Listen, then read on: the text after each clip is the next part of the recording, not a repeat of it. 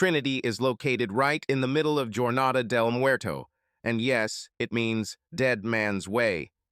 You're driving along a two-lane highway that crosses the White Sands Missile Range deep in the Sonoran Desert, New Mexico. It was night, and the road was empty. The sky was black velvet, and the stars shone with a clarity that can only be seen where there is absolutely no civilization.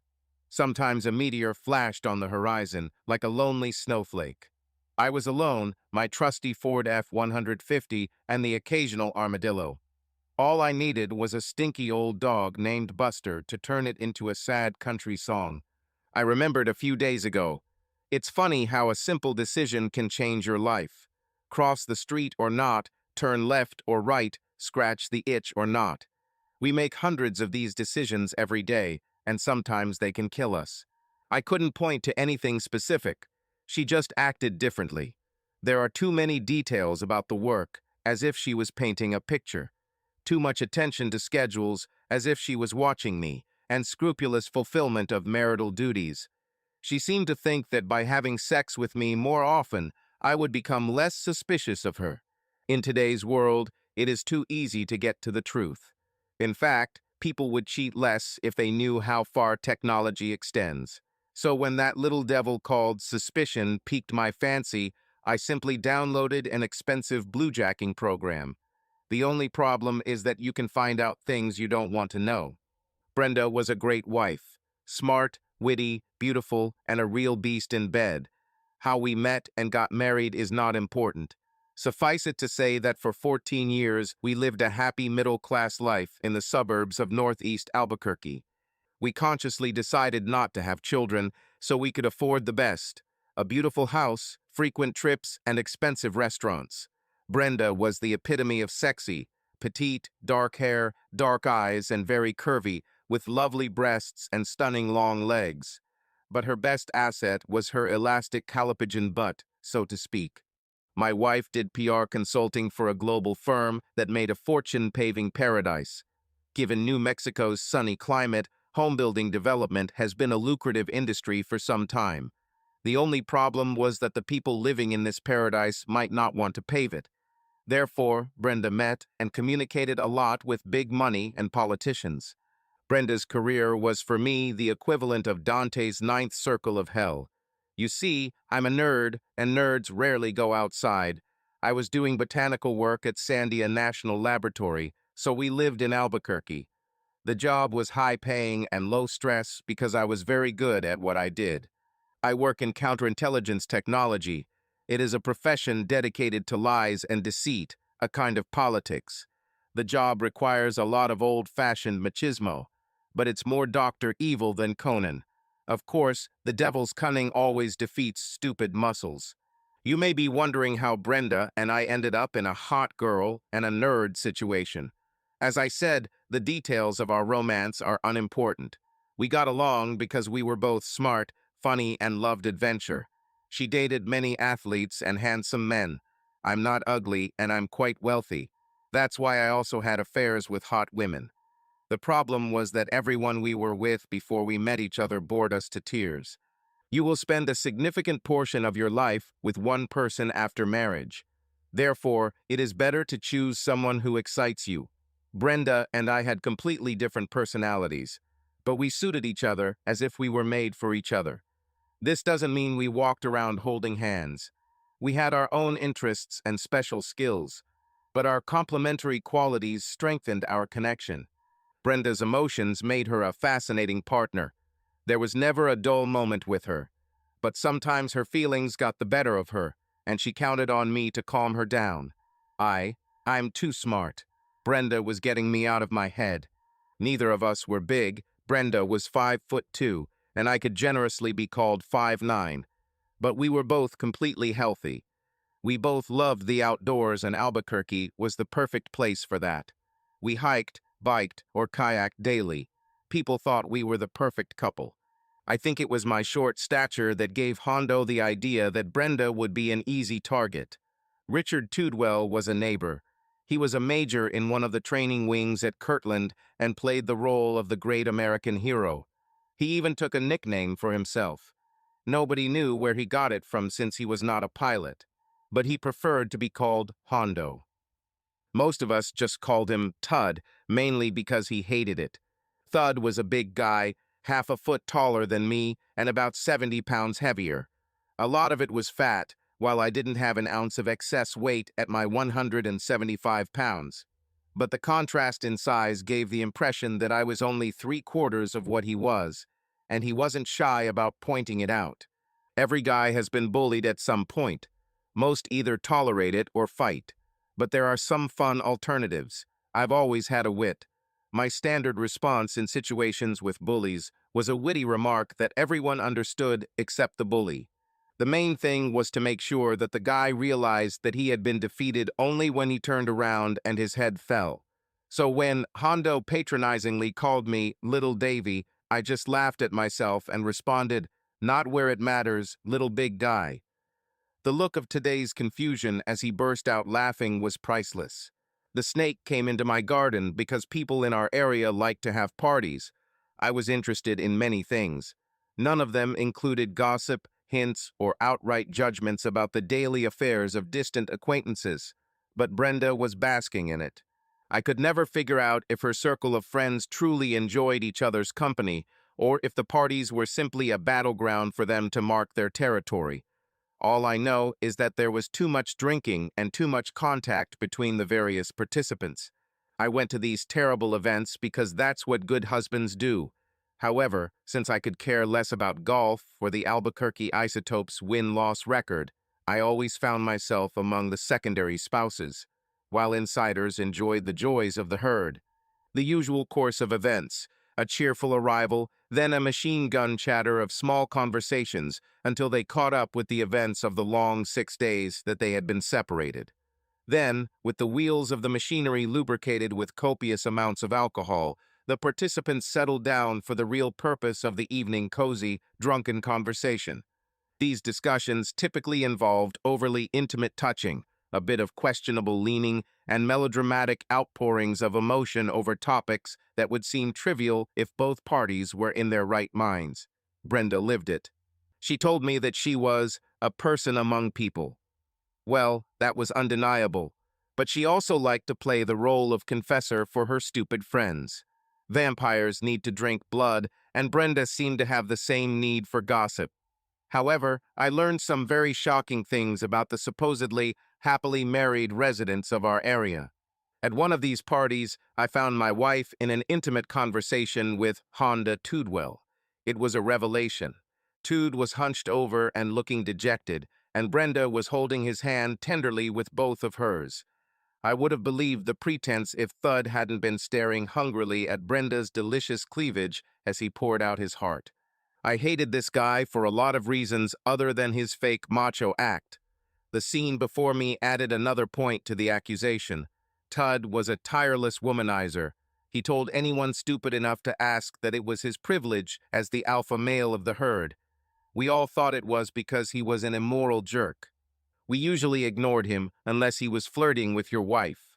Then there was an impulse to quickly remove her from his clutches. So I said casually, although I was seething inside, "Come on, Brenda, it's getting late." She raised her head, anger flashing across her face, and said, "You don't see that we're discussing something important here, Davy." This was a new and unusual reaction. There I realized that I was caught. Therefore, he took on the noble image of grief. He said, "No, Brenda, you helped me a lot. You need to go home to your husband." He then sadly patted her hand, stood up, and disappeared into the mass of people, leaving behind him broken and defeated. St. Brenda was furious all the way home. It turned out that Thug's wife, the woman he had loved since their graduation from Texas A&M University, was cheating on him, and he was devastated. They were the perfect couple. Thud was a brash, narcissistic jerk, and Polly was an empty-headed, narcissistic doll who was once Miss Texas World. She was amazing in a boo-boo-ba-boom way unless you had to talk to her. I mean, people only have so much blood in their body. In Polly's case, it was obvious that her huge breasts were siphoning off the blood that should have been going to her brain. However, with a face and body like that, it didn't matter. But I digress. Thud lay in wait for Brenda in a dark corner to ask for advice. When I stumbled upon their cozy conversation, Brenda was helping him manage his grief. I didn't believe it for a minute, but Brenda loved sentimental melodramas and was unhappy that I had ruined her little tete-a-tete. According to St. Brenda, Thud found some incriminating material on Polly and it was killing him. Any sane person would immediately call this nonsense. Thud was so tireless in his pursuit of everything that wore a dress. Thus, he had many of his own adventures. But Brenda bought the story entirely. In the ensuing argument, Brenda tried to justify her desire to listen to the smug jerk by telling me that he was actually very sensitive under all that bravado. Of course, this remark opened up another front. I said angrily, "And how do you know what might be hiding under Teen Tudwell's appearance? Did you spend time in his treehouse?" Brenda looked really embarrassed. She said, "Well, he came by a few times to talk to you, but you were never home." It amazed me. There wasn't even an attempt to be invisible. I said, "Have you considered that maybe his target is you?" Brenda was genuinely puzzled. She said, "Why should he want to talk to me? You are the one with great government powers." He said he had something to discuss regarding clearance. Talk about inattention. I said, "Listen, Brenda, you're the sexiest woman on the block. All the guys on the block think so." Brenda looked at me with that typical feminine look that said she loved hearing it, but she hated hearing it from me because it created the basis for jealousy. I continued, "The camel just wanted to see how far under the tent he could get his big fat lips. I hope you didn't invite him inside." She looked unsure. She said, "I invited him several times. He asked permission to come and wait for you, but he didn't stay long." I said, sounding even more disgruntled, "How many times has this happened, and why wasn't it there when I came home?" Brenda looked like something was starting to get to her. She said, "Well, for the last month, it's been 3 or 4 times a week. He stopped by on his way home from Kirtland, but you were always at work.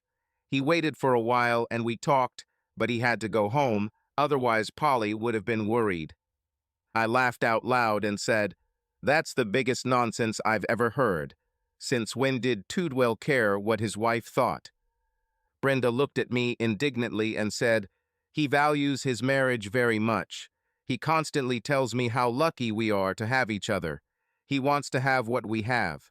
That's why I was so supportive when he told me about Polly's affair." I said angrily, "He wants something that I have, and let it remain just a wish. From now on, tell Hondo to call me if he needs to talk. I don't want to see him alone with you." Brenda said very angrily, "You can't tell me what to do.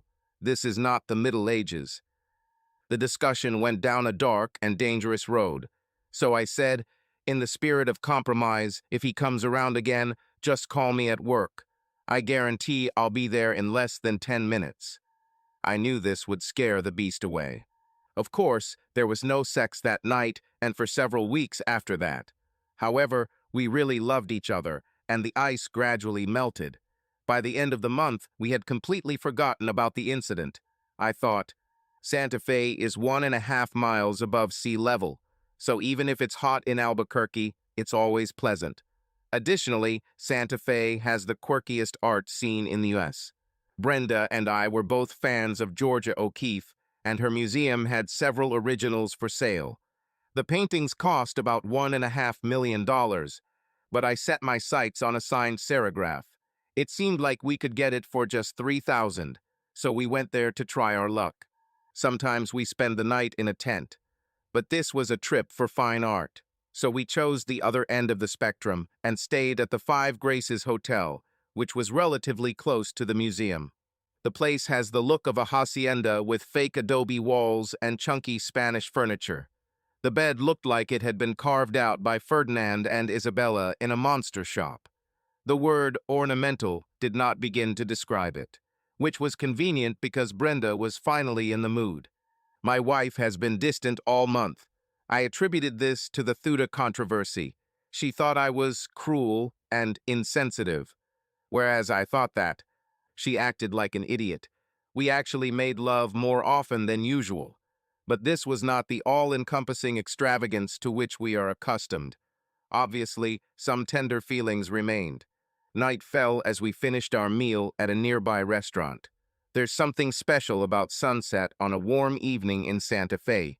The air is soft, and the light has a unique red-gold hue.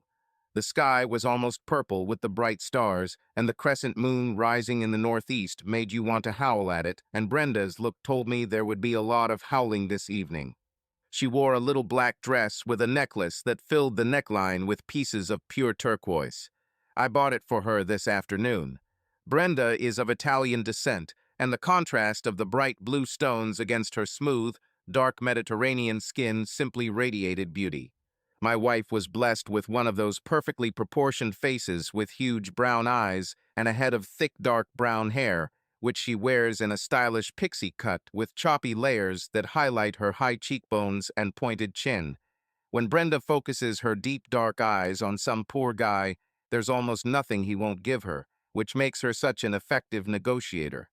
However, Brenda's mouth and sculpted lips are what stop the action. Movie stars pay a fortune to get full, flexible lips like hers. We usually spend some time preparing for sex rather than just diving into it. But my wife was on a mission. As soon as we entered the room, she slipped out of her dress and pulled me into the bedroom by my tie. Then it dawned on me, when did she start wearing thongs?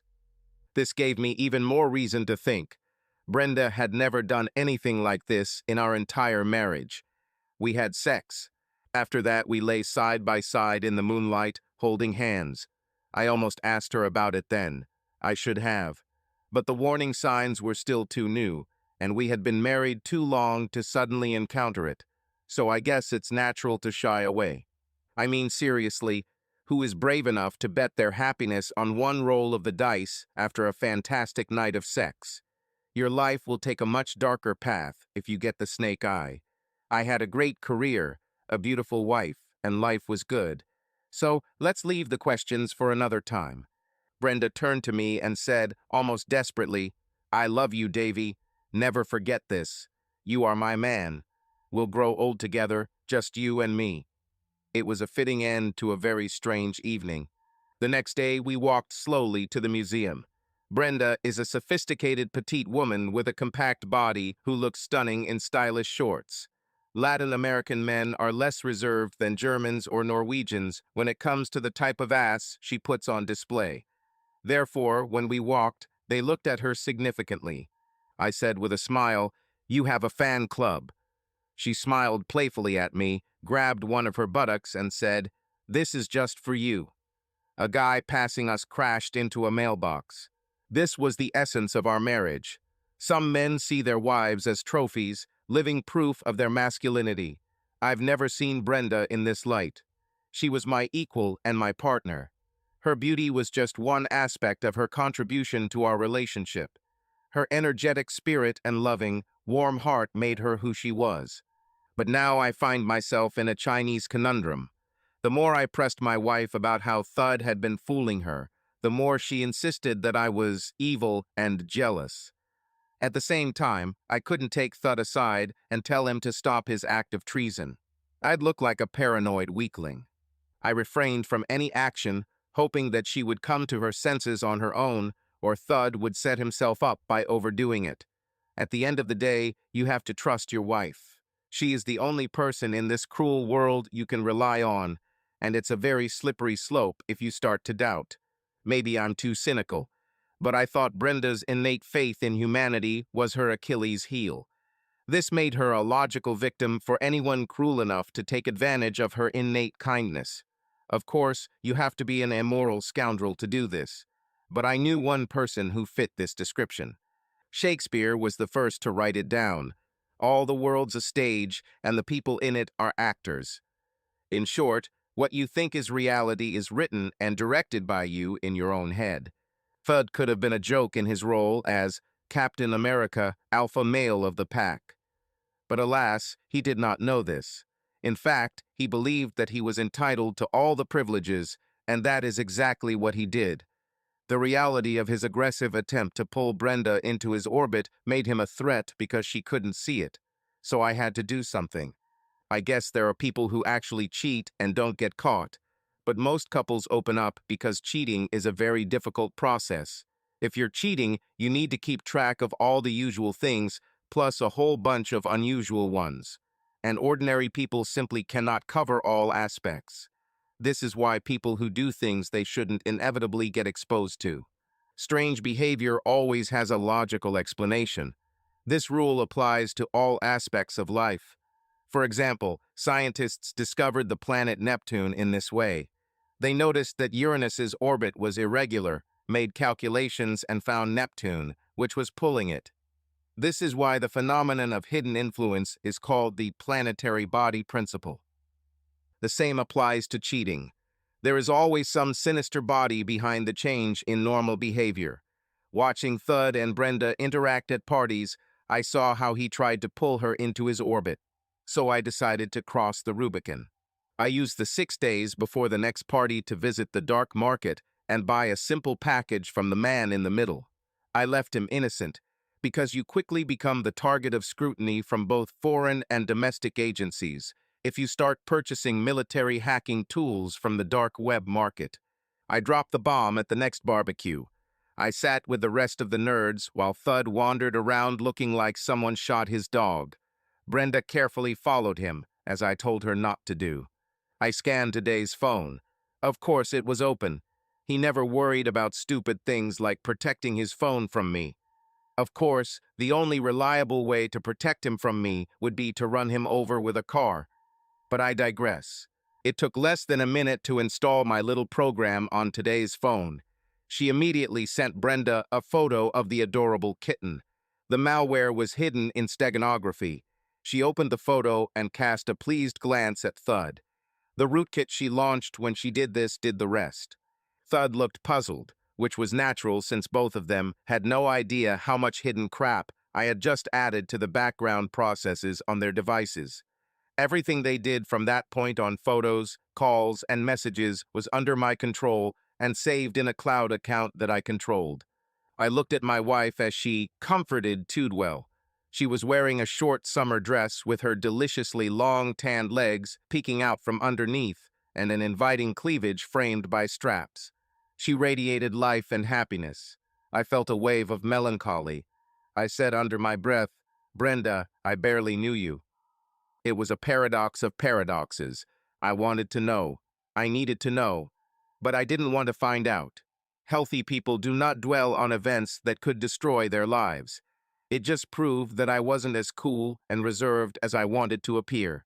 The world is a tough place, and a good marriage gets you through the crap. He gives you a companion and a friend, no matter the threat or circumstance. So I really wanted to chalk up my suspicions to simple paranoia. I could live with a low opinion of myself. What I could not bear was a discovery that would destroy my orderly and happy life. A figurative symbol of the commitment of two people is their willingness to limit their intimate relationships only to each other. Seriously, you can't share your private self with more than one person and maintain a special connection, and you can't trust someone who thinks they can. The problem is that humans are not naturally monogamous. Therefore, it takes a conscious effort of will to remain faithful. A strong and moral person will keep his promises. People without honor know. Thus, in a sense, loyalty is a litmus test of a person's character. I had known Brenda for a very long time and knew how important personal integrity was to her.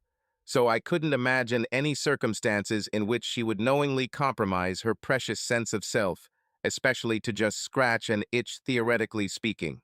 But if you're secretly trying to learn something, don't be surprised when you find out something you don't want. But I was still shocked.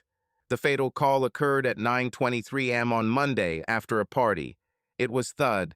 Thud said, radiating genuine gratitude, "Brenda, you are the only person who understands what I am going through. I would have committed suicide if it weren't for your love. It's so hard to keep our hands to ourselves knowing what we shared." My heart sank to my feet. Brenda said with irritation in her voice, "I already told you, Richard, I don't love you. I love my husband. I'm only doing this to help you adjust to your new life without Polly. What? My brain went into DEFCON 1 alarm mode. Thud said in a voice full of regret. I know that, but this is the only thing that helps me stay afloat. Can we meet again? I really need your special comfort. Brenda said, her voice softening. I understand. I would feel the same way if I found out Davy was cheating on me. We may meet for the last time, but you will have to deal with this without my help. I don't want to lose my marriage because of your problems. Seriously? Has this woman completely lost her mind? The rest of the call was only about agreements. Tudwell was going to be in Holloman on Air Force business, and he wanted Brenda to meet him in Alamogordo this coming Wednesday. It was over 200 miles away, so this probably seemed like a safe distance to meet. Brenda hesitated, but that's pitiful groan finally overcame her resistance. Brenda's company owned a fleet of small two-seat helicopters. They used them to fly around their region. Practically, this was necessary to participate in real estate development in New Mexico, since desert areas are not close to each other. So Brenda had a private helicopter pilot's license and was used to flying to different places. It was one of her more interesting quirks. She could easily fly to Alamogordo and back within one business day. You might think that my wife was either a complete idiot or a woman of easy virtue. No one with an ick higher than room temperature would buy that's bullshit. But this man had been persistently and purposefully trying to deceive her for a long time. It looks like he succeeded. Brenda was kind, warm, and sentimental by nature. She loved puppies and kittens and cried at every sentimental movie. Unfortunately, she was also willing to deceive herself into believing that people were telling the truth. The call ended and Brenda said, I'll meet you at the usual place, but this is the last time. Thud said, with a voice full of tears, Yes, I know, and thank you. My first reaction was mixed, like Wile E. Coyote's when he realizes he's run off a cliff. And like a coyote, it was immediately followed by a long fall, tearing your insides across the desolate landscape. How could Brenda be so stupid? Stroke, heart attack, take your pick. You're walking down the street carefree, and then your life changes. All old certainties evaporate, giving way to a terrible and all-consuming feeling of despair and hopelessness. That's how it hit me. The first burst of anger was directed at himself. I underestimated them. He was such a caricature of a person. I just assumed everyone could see right through him. But of course I wasn't there for the long hours he spent at our kitchen table painting a different picture for my wife. Thud must have convinced Brenda that he was sensitive and sincere, a real sweet guy underneath all that show. In fact, he may have used what Brenda knew of his disgusting personality as a form of mental judo to convince her that his brazen behavior was meant to protect his gentle self from a harsh, cruel world. It would be like an illegal substance for Brenda. Since that social development never progressed beyond the age of 14, it probably did not occur to him that there might be consequences. I'm not a physical type, but I have certain skills, and I plan to give Tudwell a hell of a life. It was on Monday. I had business in Sandia, but the burning anger in my heart demanded satisfaction. I didn't know the whole story yet. In fact, I didn't even know for sure that anything had happened. My little program hasn't found any new information since Monday morning. However, I was preparing for the worst. I was going to be in Alamogordo for the final act because I needed to officially close the book with Brenda. Then I could suffer in peace. Of course, my decision to end everything on Wednesday meant that I would have to endure 2 nights with a woman who perfectly played the role of my adoring wife. Psychologists call this cognitive dissonance. It simply means that people combine contradictory facts into a convenient truth. Essentially, a person is divided into 2 contradictory personalities. Tonight, I dealt with the real Brenda, loving and devoted. The time-altering version only appeared when I wasn't around. I tried to look for any signs that my wife thought she was betraying me. All I saw was love and loyalty. Her eyes shone with devotion as we dined at La Crêpe Mitchell, a small restaurant we loved for its vegetarian dishes. She truly believed her lies. This made me wonder if she had gone crazy. Maybe the stress of cheating turns a person into a crazy person, especially if they are essentially decent people. Even so, temporary insanity can be an excuse for murder, but it doesn't justify cheating. I could have begged Brenda not to go and told her I knew the whole story. But nothing in our situation would change. She has already crossed the point of no return. Therefore, my goal was retribution, not reconciliation. Tudwell should have been severely punished, and it would have been a masterful execution of the hacker's art. Firstly, I needed photographs, the more candid the better. Then I was going to expose Thud's sordid life to all of his contacts, his wife, his mother, his pastor, all the way down to his commanding officer and possibly the Secretary of the Air Force. The beauty was that I wouldn't leave any traces, because it will be that's own phone sending incriminating evidence. He would know it was me. But everyone else would wonder why this man decided to commit career and personal suicide. Intoxication from access to a person's fate in one hand held device. Then I would really give him a hell of a life. I was going to post his personal information, name, date of birth, and social security number, all in its entirety on all the message boards on the dark web. By the end of the day, Thud will have 150 new mortgages and several thousand fresh Visa cards.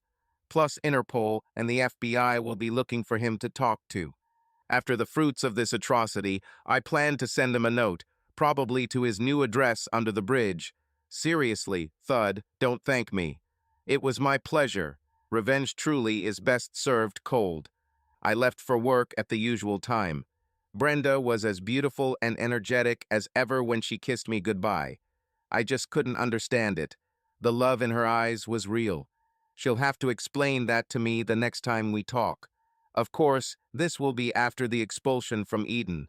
The trip takes 4 hours by car, so I arrived in Alamogordo close to 2 o'clock. It was about an hour and a half, going 120 miles an hour as the crow flies. Brenda's Denali H-3 helicopter was parked in the desert behind the Quality Inn and Suites on White Sands Boulevard. It was a yellow and white helicopter that she especially enjoyed flying. Since Brenda had already arrived, I decided to get down to business. It was your standard chain of hotels serving Air Force Holloman.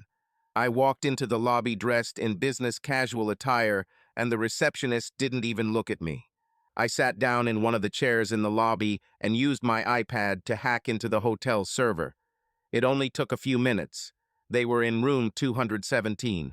Tudwell booked it in his name. I thought, what an arrogant fool. I don't like unpleasant confrontations. They solve nothing and often get out of control. My profession gives me access to cool military toys. That's why I took Aardvark with me. This is one of those technological marvels that came out of Afghanistan. Our guys want to know the situation before they knock down the door. That's why they use Aardvark. It is a black plastic device with a flat probe designed to look under any standard door frame, hence the name. The camera gives the user a panoramic view of the room. It records HD audio and video. There are 4 channels in case the room is dark. This would give me everything I need to destroy Tudwell. I could hear everything as I carefully inserted the device into the room.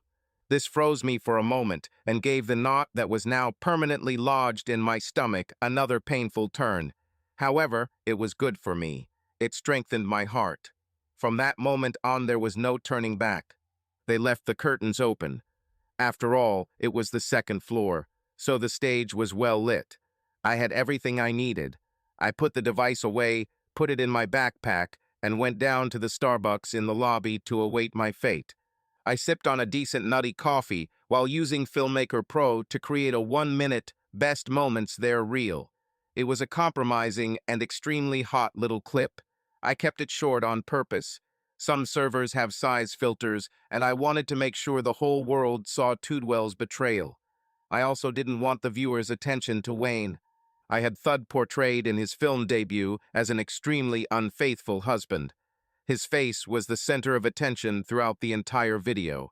I have edited carefully to avoid showing Brenda's face. I didn't want to spread my cuckold status to the entire internet, and I still loved this stupid woman. When the clip was ready, I emailed it from Tuda's phone. It was at the top of his pants pocket, which he hastily kicked off before having sex with my wife. Isn't wireless technology great? I sent incriminating evidence to his 139 phone contacts with the title Fun Times. This must have really released a stench into the sorority house. As soon as I got home, I planned to dump there on the dark web, but I needed the anonymous Tor browser for this. No one in their right mind would dare enter this terrible place without protection. At exactly 3 o'clock, the elevator doors opened and Richard Tudwell stepped out. He didn't notice me. Why not? I shouldn't have been there. He looked smug and satisfied, like every cat that ate the canary. I hated him. Luckily for my sanity, his phone rang as he began to cross the lobby. He answered happily. There was a long silence while someone spoke. Then Thud's face took on an expression of absolute bewilderment, which was soon replaced by an expression of horror. He argued for several seconds. Then the person on the other end suddenly hung up. Thud ran out to his car in a panic and sped back down White Sands Boulevard. Apparently, his wife or boss had just seen his little indiscretion. I was enjoying the beginning of the end of Over There's overly complacent life when the elevator dinged again and my wife stepped out. She looked both beautiful and thoughtful. It was clear that she had a lot on her mind. She walked towards the back of the hotel where her helicopter was parked, her eyes downcast. It was the walk of shame of a traitor. Then she felt a presence in front of her. She stopped and looked up, irritation in her eyes. That look turned into an expression of incomprehension, and then realization dawned on her. This is called vasovagal syncope. This is caused by shock. The more common term is fainting. At first her eyes expressed pure amazement. Then they rolled away. I caught her and dragged her exquisite little body to the nearest sofa in the lobby. The last thing I wanted was a scene. Luckily, the guy at the front desk disappeared. I sat her there, still supporting her with my hand. She came to her senses almost immediately, looked embarrassed, and then she realized whose arms she was lying in. Her sigh was so loud that anyone in the lobby would have heard it. Luckily, it was just the two of us there. I said as kindly as possible, I don't want you to explain anything. All I want is to take care of the necessary final formalities. Brenda's face collapsed. She said in a voice filled with sorrow, "Oh God, Davy, this shouldn't have happened." I thought to myself, what did you think was going to happen, Sherlock? But I said, you know what I do. She grabbed me by the shoulders in panic and said, you have to let me explain. It's not what it seems. I thought, they never have new or original lines. I said, it's exactly what it seems, honey. Do you want to repeat? I clicked the icon on the iPad, and we both heard. Her face melted into tears. She buried her face in her hands and sobbed inconsolably, muttering over and over, you were never supposed to know. We were still alone in the lobby, and I wanted to avoid hysteria. So I pointed to the women's restroom and said, why don't you go there and get yourself cleaned up, and we'll talk at home tonight. I have a long road ahead of me. She nodded, despair written all over every aspect of her beautiful face. She said plaintively, I love you, Davy, only you. I stood up and looked at her sitting on the couch and said with complete honesty and sincerity, I love you too, Brenda. That's why it's so difficult. It's already too late. We'll talk at home. I turned on my heel and walked as calmly as possible towards the parking lot. The sounds of a woman crying rang in my ears. I started to feel shaky, so I stopped at the first place I saw on the northern route. I needed a drink. The waitress, who looked like something out of a tattoo and piercing museum, brought me a beer. Beer was a necessity. I began to experience the effects of shock, nausea, and chills. I realized that I needed to quickly get back to the car, otherwise I would not make it home. On the way, I enjoyed thinking about the nightmare I had created for Tudwell. The look of absolute horror on his face was priceless, and the best part was that he hadn't seen anything yet. The real pain will come when the dark web finishes its work. Like I said, there are much better ways to get revenge than going to jail, like ruining the bastard's life. However, there was also a pathetic little bird whose soul I had just crushed. I saw it in her eyes. She knew the price. This is not a matter of lost trust or my ego. This is a simplified view of cheating. The exclusive bond was severed and every aspect of our special bond disappeared. We could no longer say, just you and me forever. The ghost of Richard, there to dwell, will always be between us, saying, but I was there too. We all have our weaknesses, each of us. Some lucky people manage to live their entire lives without becoming a victim of exploitation. However, more often than not, your personal shortcomings become your undoing. Worse, there is always collateral damage, like when the one you supposedly hold closest is pulled into the abyss with you. This is the reality we both know. For me, I had that empty feeling when you realize you're in shit without an oar. I needed to take action to address Brenda's infidelity. But what should I do? Divorce her? Bury it in the garden? Living like a cuckold? I'm not into violence, and I'm not a cuckold. So door number one seemed like the only viable option. We will talk. But now Brenda was a stranger to me. I had no idea what could have motivated her to do such a painful act. It was completely out of character for her, as I thought. I assumed that we had a common vision for the future. Obviously, this was not true. There will be no more happy, intimate moments, no more enjoying the little things in life, no more growing old together.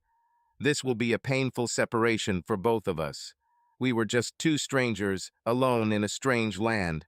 It was completely dark as I drove through the Mockingbird Mountains and into the desolate region leading to State Road 525. SiriusXM was playing Blake Shelton's When Someone Knows You So Well. The words were bitterly ironic. I was driving through the bleak landscape of the Sonoran Desert. It was hard to believe that this barren wasteland was the starting point for the future of humanity. Our modern era began at 5:29 am on July 16, 1945. That's when the proof of concept for a nuclear device flashed across the desert sand in front of me. Its code name was Trinity. Robert Oppenheimer coined it, supposedly referring to the poetry of John Donne. But American physicist Ken Bainbridge said it best. Now we are all sons of a bitch. The splitting of the atom changed everything about human existence. The scientists who did it had no idea whether their little contraption would work or what would happen when they pressed the button. Therefore, they wanted to conduct the test as far from civilization as possible. The U.S. Air Force bombing and gunnery range at Alamogordo was an ideal location for this. He was in 100 miles of harsh wasteland, full only of lizards and snakes. The only structure within a 20-mile radius was the building where they were assembling the bomb. When they were finished, they hoisted their creation onto a 100-foot-tall steel tower that stood on four legs, sunk 20 feet into the desert. Then the world witnessed the dawn of the nuclear age. The explosion turned the sand into a new radioactive material called trinitite, and Oppenheimer, who was something of a poet, was quoted as saying, "Now I have become death, destroyer of worlds." I was approaching the road leading to Trinity itself. The landscape was illuminated by the strange silvery light that comes from a night sky with trillions of stars and a full moon. The road was to my right, easily visible. My car's headlights illuminated the historical marker, and I saw a small figure standing at the intersection looking straight at me. It was the strangest, most amazing vision imaginable. I braked sharply and stopped. This supposedly alien character walked into the cone of light from my headlights. She was a young woman of incredible beauty, small, but unusually curvy. I could tell she was extremely attractive because she was wearing a tight black suit that hugged her from her neck to her boots. Her skin was flawless porcelain, and her pretty face was elven, with huge, wide-set green eyes and short black hair. The suit had some strange insignia over her surprisingly prominent left breast, and she wore a device on her right arm that looked like the monitors U-2 pilots wear. I knew there were several secret airfields in the area, including Stallion Air Force Base, which I was soon passing. So forgive me if I just assumed she jumped out of a spy plane.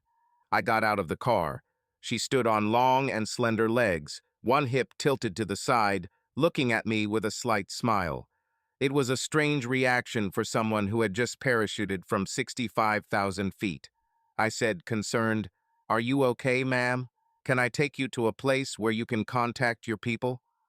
She said in a melodious voice, "No, thank you. I simply determined my coordinates. Everything here is so confusing."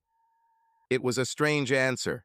It was as if she was refusing an offer of a ride home from work. I said, "There's nothing here for miles, ma'am.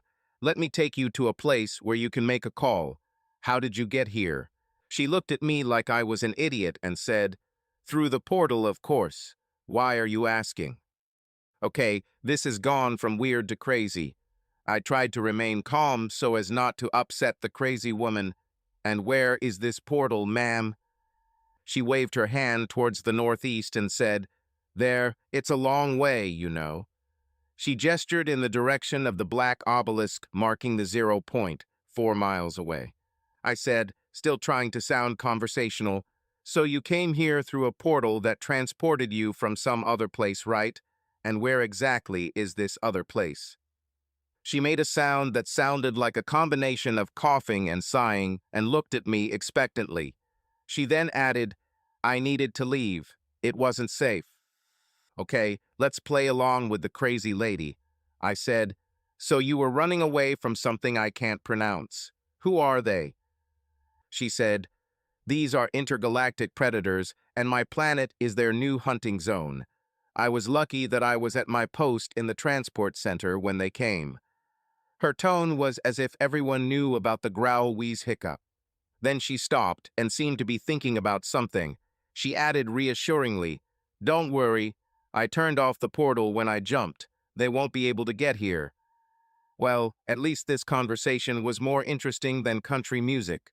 I said, "Okay, let's say you are who you say you are. Then why do you look human, and why can we communicate in English except for some words?" She said cheerfully, "English, is that what your language is called?" She then added, "I'm speaking straight into your mind. But some of the things we talk about don't have concepts that can be translated." So my little crazy lady claimed to be a telepath. She continued, "All life forms of our type have evolved from one basic design. This is the most effective natural structure, so of course we are similar." I laughed and said, "You have the answer to everything, don't you?" She smiled sweetly and said, "Why are you so sad?" It amazed me. I said, "How do you know I'm sad?" It was probably my body language. She added, with a voice full of innocent curiosity, "Is it because your companion has just been busy with another man?"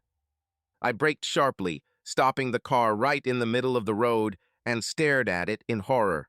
I said anxiously, "How do you know this? Who are you?"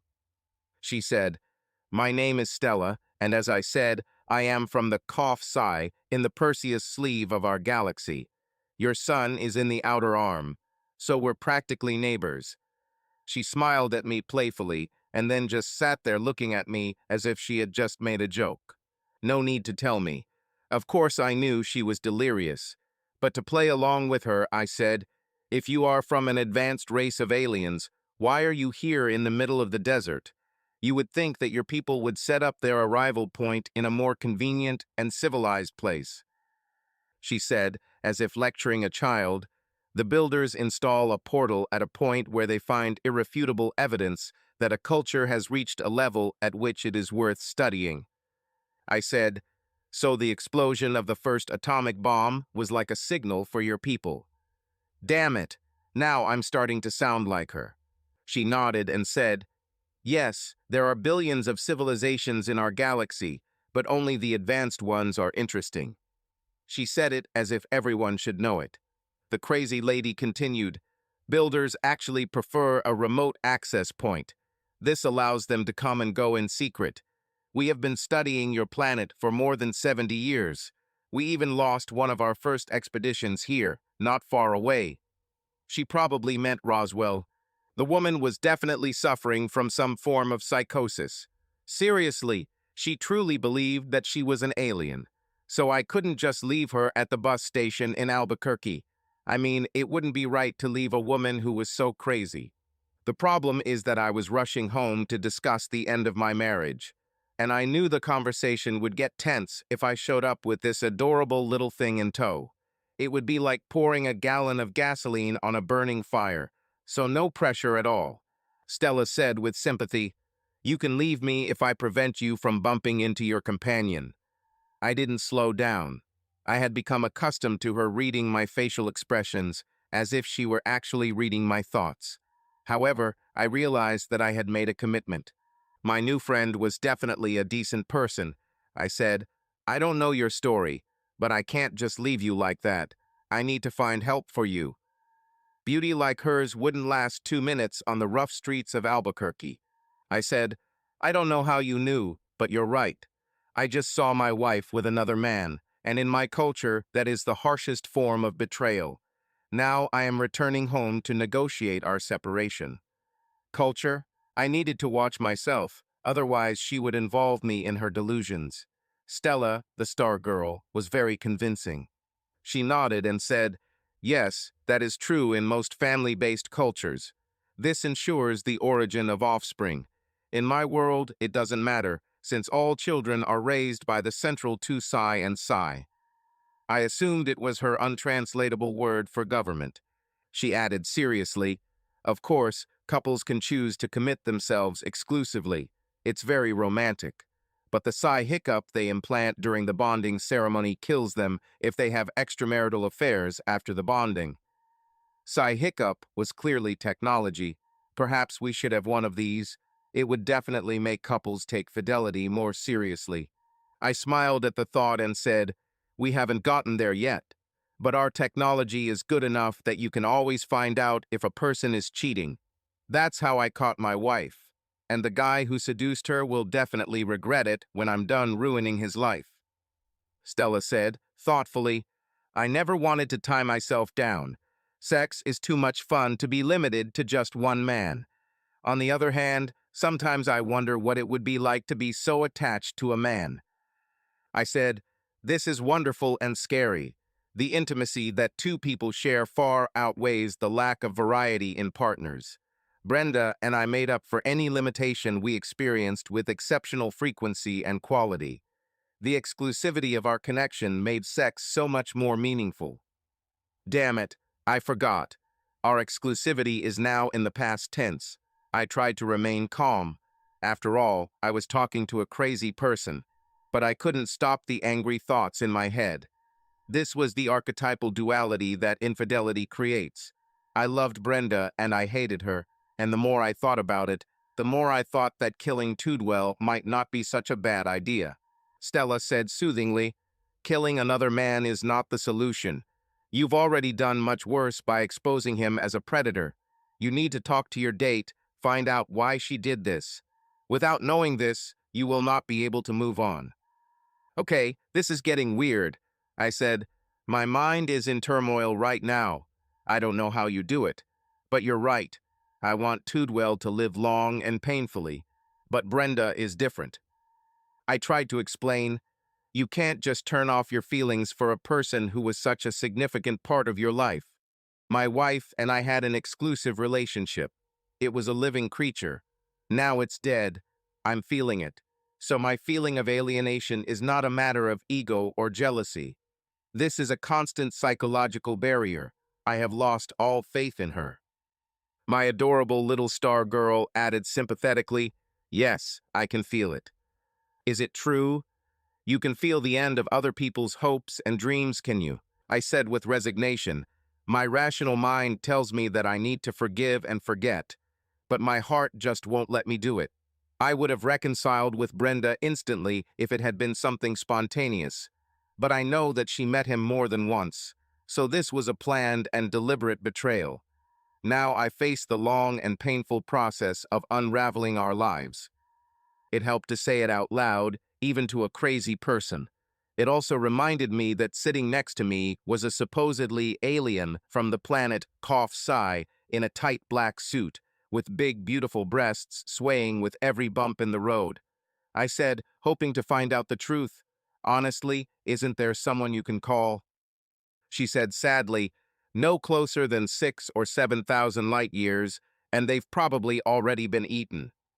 She turned her beautiful tear-stained face to me and said plaintively, "You are my only hope.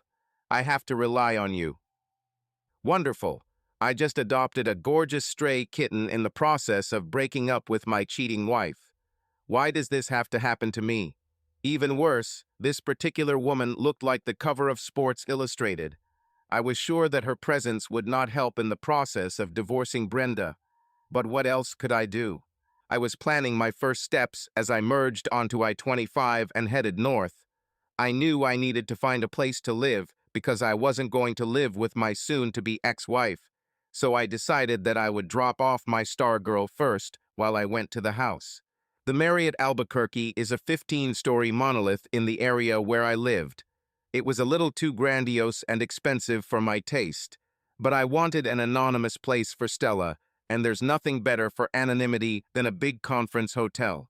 I was going to go back and try to figure out what to do with Stella once Brenda, and I had discussed the basics, and I had gathered a few things that would be needed. I told her to stay in the car while I checked us in. She asked, "Why?" I didn't want to explain that if I walked her through the lobby, we'd end up at the Albuquerque Journal.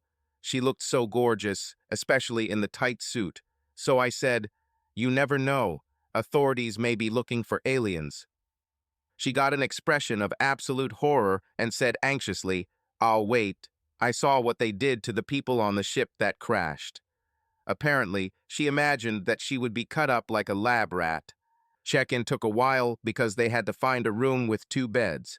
I walked out the back door and walked Stella up the stairs to our room. The sight of her incredible, almost naked buttocks swaying in a tight suit on 14 floors sent me over the edge. As soon as we entered the room, she walked around as if she had never seen so much luxury. I said, "There are no such places on your planet." I had already resigned myself to talking to her like an alien.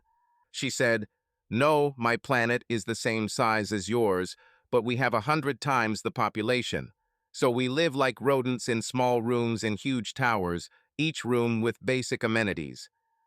I thought she had just described Manhattan, but I said, "Well, try to relax. It will take some time." I showed her how to work the TV. She acted as if she had never seen anything so ancient, but she immediately became fixated on a cosmetics commercial. I closed the door while she was engrossed in the TV and went back down to the car. It was about midnight. It had been a long day, and I wanted to begin the painful process of figuring out why Brenda had betrayed me tomorrow after I'd gotten some sleep. But I needed to settle preliminary formalities. My wife was lying on the sofa in the living room when I arrived. She was wearing her old robe. She looked devastated and beautiful. My arrival woke her up. She stirred, sat up, her gorgeous bare legs swung off the couch, and she said shyly, "Hey, you're finally home." I said softly and lovingly, because you can't just turn off 14 years of a happy marriage. "Yes, I need to grab a few things and arrange to talk tomorrow. I also wanted to make sure you were okay." She stood up and ran towards me. She buried her head in my chest, sobbing profusely, and said, "Oh God, Davy, I am so sorry. I never expected this to happen. I'm such a fool." I held her and stroked her back while she cried. I said, perhaps too abruptly, "Well, it happened. Now we both need to deal with the consequences. We will begin this process in the morning. But I'm so emotionally drained that I want nothing more than to sleep right now." She leaned back in my arms, looked at me with a burning gaze, and said, "Let's go to bed. I want to start fixing everything." I gave her a weak smile and said, "That won't happen, Brenda. This will be difficult enough without complicating everything with sex. I need to grab a few things, and I'm leaving. We will talk later." The next 15 minutes were excruciating. My wife, the woman I had loved for almost a third of my life, followed me, crying and begging me to stay as I gathered clothes, toiletries, and my laptop. Finally, I stopped, turned to her, and said angrily, "Listen, what did you expect? Did you think I would just accept your sex with that bastard as the price to pay for saving my marriage?" I've never spoken to her like that. This was her first hint that there could be serious consequences. She started whining. "It's only been a few weeks. You were never supposed to find out. I was so careful." This confirmed what I suspected. This was intentional. My heart exploded like the Death Star. I said, perhaps a little cruelly, "You play, you pay, now we both lose. I need to get out of here, or I'll say things I'll regret." I closed my suitcase, picked up my laptop, and headed to the car. Brenda followed me the whole way, sobbing, "Don't go. Please don't go. I'll do anything." It was heartbreaking. I'm a nerd, so of course I had to analyze everything. First, it was obvious that Brenda did not have a plan B. She expected to have a little fun and then return to life as my loving wife, her husband unsuspecting. Secondly, whatever her motive, she always knew that what she was doing was wrong. Finally, her reasons were more complex than simply helping Tudu through a difficult period. My wife was a teacher, right down to the tips of her colored nails. It also no doubt explained her strange fascination with this idiot's rehabilitation. However, that didn't explain her sex with him. Of course, Brenda probably thought the situation was temporary, and since no husbands were harmed in creating her fantasy, her actions were completely justified, at least in her own mind. I didn't like it and I didn't sympathize with it, but I knew it. Ultimately, it was Richard Turd Tudwell who needed to be brought to justice. Turd probably saw it as part of the game he played throughout his protracted youth. Cool guys got hot girls, so naturally Turd had to have my wife. Of course, I blamed Brenda too, but it was due to Tadwell's tricks that she turned to the dark side. So I didn't intend to unleash dark web hell on Brenda like I intended to do with Tadwell. However, our marriage was completed. History, nothing short of time travel could revive him. My thoughts returned to my little star girl. It was about 1 in the morning when I entered, trying to be as quiet as possible. To my complete surprise, instead of sleeping, Stella was lying naked on her bed. I just stood and watched. She was a burst of color. Her skin was like a thin alabaster. The contrast with her jet black hair and huge green eyes was striking. I knew Stella was incredibly graceful. Her costume left nothing to the imagination, but I didn't realize how toned her body was, with toned sides, muscular legs, and real abs. She said softly, "I knew you would need comfort after your conversation with your companion." What kind of feminine compassion is this? First Brenda, now her. Are all women women of easy virtue? Then I felt her touch on my mind, and she recoiled and jumped to her feet. Embarrassed, she quickly threw on one of those fluffy white hotel robes. She looked puzzled. The robe was 3 or 4 sizes too big, making her appear 6 years old. Her perfect face changed from alabaster to a blazing red. She gasped, "I'm so sorry, I saw it. Life is completely different here. I had no idea." I said angrily, "What did you see?" Her little game was starting to get annoying. Or maybe I'm just fed up with other people, especially women. She said simply, "How inappropriate my actions are. You are conflicted.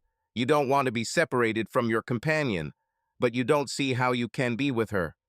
I looked stunned. Maybe she did read minds. She added sympathetically, "The fact that she gave herself away is not an obstacle. You know that she only wants you. It is disrespect, a deliberate attempt to deceive you. That is what you consider unforgivable.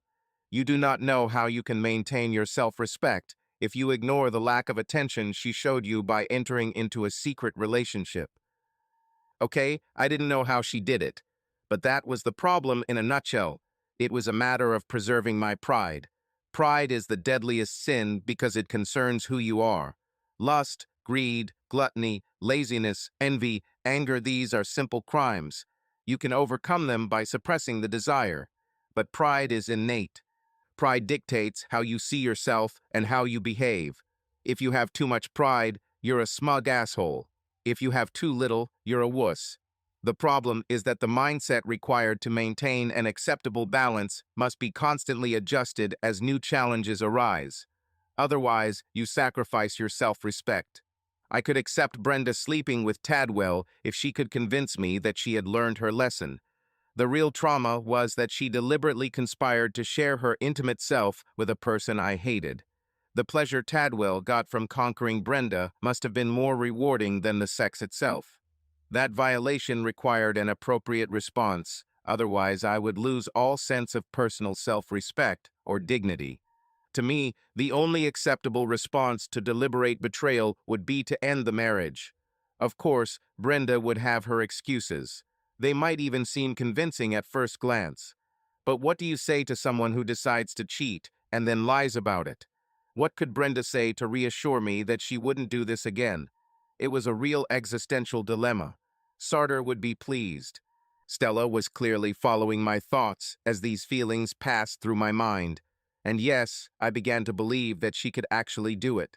Her beautiful face reflected my changing emotions as I considered the situation. She said enthusiastically, "I will be your companion. We are both single now." This remained to be seen, but it was late and I had a difficult day ahead. I said, "Do you mind if we sleep now?" She nodded and said, "Our sleep cycles are not like yours, but I need to turn off my mind, and the darkness helps me do that." Okay, that was interesting. Is she really a robot? I turned off the light because I didn't want to think about it. Brenda met me at the door. She looked terrible. She said sadly, "Polly called me names last night. Apparently, she saw the video that Tadwell sent around the world. I didn't see it because I'm not on his contact list." I looked skeptical. She said with a feeling of shame, "He took me off his phone when we started dating. He said he wanted to avoid suspicion." I thought to myself, what an idiot. Brenda said, "I saw the clip and all the incriminating messages. By the way, thanks for not showing me. I don't know how I could meet my friends after seeing these vile things." She added sadly, "I don't know why Richard sent these things out, but he ruined his life. Polly is divorcing him, and the Air Force is starting an investigation. Adultery is a crime in the Army, you know." Then she realized she meant something else and hastily added, "I haven't spoken to Richard since my world fell apart. Polly told me all about it." I might warn Brenda that Turd's current problems are just the tip of the iceberg. I had much more diabolical thoughts about where his life would go once I reached the dark web, but that was between me and Turd. My current goal was to secure an acceptable exit from the marriage. Like every morning for the past 14 years, we sat at our kitchen table and drank delicious French coffee. I'm sure I looked just as depressed as she did. Her eyes were puffy and red from crying. Her hair was tousled, and she looked like she hadn't slept. People react differently to betrayal. The more emotional ones lose control. They cry, scream, throw things, and engage in self-destructive behavior. This is because they are frustrated by their inability to change the injustice of their circumstances. I guess it's cool if that's who you are. Temperamental outbursts may even seem good at the time, but they are self-destructive. You get nothing but anger and disappointment. Shit happens. The key to maintaining personal pride lies in how you respond to it. Brenda and I were both strong-willed. That was part of the attraction. We were practical people. We could always accept what we couldn't change, and we had the wisdom to know the difference. We also knew that the circumstances were what they were. Now we had a responsibility to deal with this as civilly as possible. We had 14 good years. None of us wanted to ruin those happy times. Therefore, there was no melodrama. Just two people who once loved each other coping with an unthinkable tragedy in the best possible way. She looked at me with sincere hope. I stared back with inevitability. At last, she said plaintively, "This is the end, isn't it?" I nodded. She continued, "I knew at the moment I saw the video clip. I swear it meant nothing to me, which makes my actions even more baffling." I continued to just stare at her, devastated. She sighed and said with an ironic laugh, "It's better that way. I probably wouldn't respect you if you wanted to stay married." Brenda was a very tough and pragmatic woman. I said, "It's not the sex. That was bad enough. But the deception was the deciding factor." Then I paused. I couldn't hold it in anymore. I said with deep grief, Why did you conspire with that pathetic fool to deceive me?" Her face turned pale. She dropped her head onto her attractive chest and began to cry, the wings of her hair hiding her beautiful face. I was waiting. Finally, she collected herself, wiped her eyes, and said with intensity in her voice, "When do you think I fell?" This question took me by surprise. I shrugged and said, confused, "Why is this important?" She said, "Because it proves what a stupid woman I am." She stopped and collected her thoughts. She then said, "Before we fought over Richard, I didn't do anything that didn't pass my husband's test. He probably gave me signs, but I was too stupid to see them, so I thought that your concerns were misplaced and juvenile. The next time he came, I told Richard what you told me, and he assured me that he would stop coming. That's when it happened. I thought the situation was resolved and was about to walk him to the door. But first I took our coffee cups to the sink. He came up behind me and kissed me. I didn't expect it. So I hesitated, got confused, and at that moment I was lost. Brenda saw my agony and added softly, "It had nothing to do with the man. It was the situation, the very feeling of being forbidden. I've always been a good girl, and now here I am, having sex with my neighbor." She added sadly, "Then there was self-justification. I see myself as a moral person. I knew he forced me first. But most of the time I was completely involved. How can you justify this?" Brenda gave me a grim smile and said, "My self-perception couldn't handle the truth, because otherwise I would have been just a woman of easy virtue, and I didn't want to go there voluntarily." I refrained from commenting. "Seriously? Are you asking me if I believe you?" Answer, "Completely. Brenda loves sex. I think everyone in the area knew it. This was the reason why she was considered so hot. A normal person would make a mental note and move on. But a sociopath like Turd will see Brenda's hotness as an opportunity and, of course, his right. When Sir Edmund Hillary was asked why he climbed Everest, he replied, because he was there. Same with Brenda. She was there. So Turd had to rise to the challenge, so to speak. Why did he do such a disgusting thing? Because I could. It was part of his need to prove, or perhaps it would be more accurate to say, convince himself that he was as powerful and entitled as he thought. This is a characteristic of a true narcissist, a person who has no idea that other people have feelings. Brenda winced and said, "Never underestimate the power of guilt in a good Catholic girl. My actions killed me, so I desperately needed the opportunity to forgive myself." She added hesitantly, "It was obvious I wouldn't like it." Then Richard started crying. He told me how much I meant to him, how I saved his life. That's when I found my salvation. I saved Honey, a sensitive and misunderstood soul, from a bad situation. Brenda winced and said, "I won't lie. The sex was amazing. It was just so new, so excitingly forbidden. I knew it was wrong. But my excuse was that you'll never know, so you won't be wounded. It was a sad illusion. But what other options did I have?" Her voice dropped to a whisper. She said with a feeling of guilt, "The seal was broken. I was a cheater. So yes, I met him 3 more times. It was the same as the last time. I flew down and we met at the hotel." She realized how much she had upset me. She took my hand in hers, her eyes searching my face, and she said, "I was 2 people. Most of me was your devoted wife. I never lost an ounce of love or respect for you." Then she winced and added, "But the other part of me loved being rough. It wasn't love. I thought it was okay because you'd never know. At least that was my selfish reasoning. I was a dishonest fool, both for you and for myself." She finished, "The irony is that I just told him that this is the last time. He said he wanted one to remember me, and I was already in the room. So I thought, why not? Like, is this pathetic?" She paused and said, "This is my story. I know you and I understand the consequences. I take full responsibility for my actions and will sign any agreement you offer me. I will do this because I love you and know that that's right.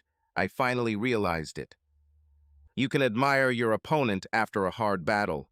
This is how I felt about my soon-to-be ex-wife. Brenda may have been a cheater in one incarnation, but the woman I loved was now in control of the process. In the end, this man completed the job with dignity. I hugged her as I left. I said, "I'll contact Jim Eastman. He was our family lawyer. Since the divorce will be relatively amicable, he will be able to represent both of us." I added, "Then I'll disappear for a while. I have wounds that need to be healed, and I want to do it in a private place. I'll have to negotiate with Sandia, but they owe me, so I don't think they'll mind." She put her hand on my cheek, looked sadly into my eyes, and said, "I understand and I'm sorry. I'll be here if you change your mind." She started crying as she closed the door. I drove to the nearest park and vomited. Now there was only an empty landscape in front of me. It was terrifying. It's funny how people's moral positions change depending on the circumstances. I was divorcing Brenda because of her secretiveness. At the same time, I lived with a woman who was much more beautiful than my beautiful wife, and Brenda knew nothing about it. So who is the liar now? Of course, I couldn't tell Brenda that this woman was with me because she was from another planet. Oh, and by the way, did I mention she's a telepath? I would be locked in a room with padded walls. I was also sure that Brenda would have a hard time accepting any assurances that my relationship with Stella was purely platonic, especially when she saw her. So although I had temporarily settled things in one direction, an even stranger problem awaited me. Stella was still in her robe when I returned. She watched in fascination on the TV, which was playing an episode of Friends. She said excitedly, "I studied Earth culture." I highly doubted that Chandler, Ross, Joey, Monica, or Rachel represented any culture outside of TV land. But I said, "Have you eaten anything?" She said happily, "Yes, I ate my waffle for the day," and pointed to the thing on her wrist. She took one of the waffles out of her wrist device and showed it to me. It was a half-inch cube. All I could think about was Soylent Green. I asked, "Do you want anything else?" She said, satisfied, "No, that's enough for the next 24 hours. I asked, "And you live on this?" She said, "Of course, it's a complete diet." I asked, "Does it have a taste?" I ordered food for myself through room service. She looked puzzled and asked, "Why? Is it supposed to have a taste?" The idea struck me. She really does make a convincing impression of someone who has never lived on Earth. Although I didn't believe it. It was too cliched. I asked, "How old are you?" She said absent-mindedly, still watching the antics of the fun group in Central Perk. 277 for my next birthday. She looked 26. I whistled and said jokingly, "You're pretty well preserved for an old lady." She snapped back, "What do you mean old? I've only lived a quarter of my normal lifespan." I didn't argue with the crazy lady. Instead, I said, "We'll have to buy you clothes. You can't wear what you came to Earth in." She said offendedly, "What's wrong with my suit?" "This is the latest style on the Merhick style on the KHH Psi." I nodded towards the screen and said, "You need to look more like these women if you want to fit in. Otherwise, people might start thinking you're not from here." With a wiggle of my eyebrows and a wink, I conveyed the concept of alien autopsy. She looked horrified and said, "How can I wear anything else? This is all I have." "I have an idea." I said, "Your current outfit wouldn't look out of place at Walmart. We can buy you clothes there." At that moment, there was a knock on the door, and the room service boy wheeled in a cart filled with bagels and salmon. I tried to tip him, but he couldn't take his eyes off Stella. He crashed into the door on his way out. I spread cream cheese on my bagel and said, "Try this. This is what we eat here." She took a bite. Her eyes rolled back, and she trembled all over. She said with a breath, "Is this what taste means?" An hour later, we were entering the Walmart in San Mateo. Stella constantly stumbled upon shop windows, looking around in fascination. She said with delight, "Look at all these beautiful things. I've never heard anyone talk about Walmart products like that. The Chinese would be flattered." Brenda spent 2 hours in the clothing aisle and another 40 minutes in the cosmetics section. She said seriously, I learned about all this on the Home Shopping Network. One of the things that was obvious from the very beginning was Stella's lack of underwear. So while she was trying on clothes, I moved towards the women's underwear section. Women may not realize this, but no man wants to be seen in the women's tech section of any store. Therefore, I approached the saleswoman as if she were a dealer in illegal substances.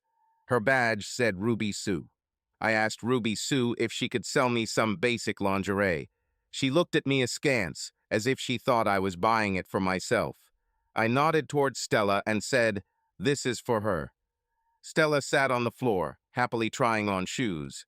I said explanatorily, "She's special." Ruby Sue nodded and winked. Apparently, this was a regular part of their clientele.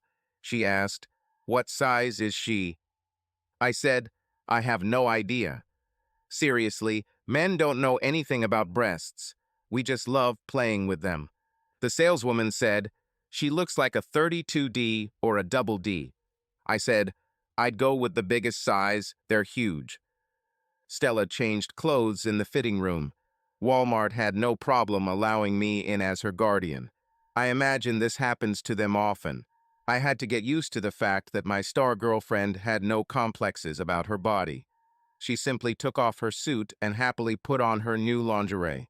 The bra required some explanation. When she finally got it on, and by the way, I was right about the size, she cupped her beautiful big breasts in her hands and said, "It's comfortable, although the back is a little hard." She wore a white blouse and a plaid skirt that made her look like a student from one of the prestigious colleges. The clothes may have been from Walmart, but the body was extraterrestrial. I really wanted Stella out of my life. She was extremely complex, and her alien behavior made it difficult to concentrate on important things. It was like taking care of a 5-year-old child. But unlike a child, Stella literally stopped traffic wherever she appeared. I was especially worried about being seen in public with her, at least until all the pieces fell into place. My soon-to-be ex-wife didn't deserve this revelation. Yes, I knew it was all Brenda's fault, but cool guys don't party in the end zone after a touchdown. It's just a lack of class. I could tell Brenda about Stella, but what would that do? This doesn't mean I'm cheating on my soon-to-be ex-wife. We're already getting divorced. So when we got back to the room, I said, "I want to take you to dinner tonight. It'll be like we do on Earth. We dress up and spend the evening talking. You saw it on TV, right?" She nodded vigorously. I asked, "Do you want to try it?" My star girl was very inspired. Apparently, she saw something similar on Real Housewives and wanted to try it. She also wanted to continue her taste experiment. I said, "I need to take care of personal matters. I'll be back around 6 in the evening to pick you up." I didn't want to talk about Stella's future while sitting in our room. I spent the day working on plans for the separation. It would have been an easy divorce since he was amicable. Easy, except for the heart that should have been broken. Part of me still wondered why I was doing this. That is, until the ghost of Richard Tadwell popped up and said, "Yeah, why are you doing this, man? She's so good in bed." Thanks, Turd, that was just the reminder I needed. In gratitude, I spent some time on Silk Road buying him a few nice gifts, such as an anonymous beating and a controlled substance charge. It cost bitcoins. I walked past the advertisements for hired killers. I wanted Turd to suffer for a long time, and he will feel it when I finish exposing him on the dark web. This place is scary. I also made arrangements to take a couple of weeks off. My team could handle it without me, and the bureaucrats didn't care what I did as long as I protected their asses. I needed to help Stella. Whether it would be psychological help or astrophysical help was still not clear. Stella was ready when I returned. She was great. I knew that my star girl was beautiful, but I just stood there with my mouth open. In turn, she looked absolutely terrified. She must have used something like YouTube to learn how to apply makeup. She hadn't worn it until now. The enhancement elevated her extraterrestrial beauty to an intergalactic level. We just went downstairs to a restaurant that wasn't 5-star, but we had no chance of going to one of the prestigious places without attracting attention to Stella. She might even attract the paparazzi. A woman of such beauty should be famous, right? The last thing I wanted was for Brenda to think I had a replacement ready. Not because I was trying to avoid appearing vindictive. I just knew that our divorce would be much less constructive if Brenda thought that I had changed her for a better person. Stella was wearing an emerald green dress. It matched her incredible eyes perfectly. The dress showed off plenty of stylish cleavage and great legs underneath the short hemline. She even wore sexy heels. They made her legs and round ass even more amazing. She was either incredibly flexible or used anti-gravity to master walking in heels. Stella said excitedly, "Do I look good? Is this what you expected?" It was perhaps the biggest understatement since, "Houston, we have a problem." I wondered if there was an insecurity gene built into the X chromosome. My only concern was that I would have to fight off predators with a stick. When we were seated, I ordered for both of us. I tried to keep it simple as Stella claimed to have lived her entire life on what looked like fish food. She insisted on trying everything I ordered. Her little sounds of pleasure sounded like I was making love to her. She continued to give me thoughtful glances. She knew why we were there. Remember, she supposedly reads minds. Finally, I said, "Okay, so how do we get you back to your planet?" She stopped halfway and looked unhappy. She said, "Why do you think I want to come back?" I asked, "Don't you have a family or perhaps a special person you want to get back to?" I know this sounds crazy, but it was much easier to act as if she simply came from another planet. She paused, as if contemplating an answer. She said carefully, "I never had a family. In KHH Psi, children are not raised that way. There is no one to return to. They were probably all collected by KHH Roar."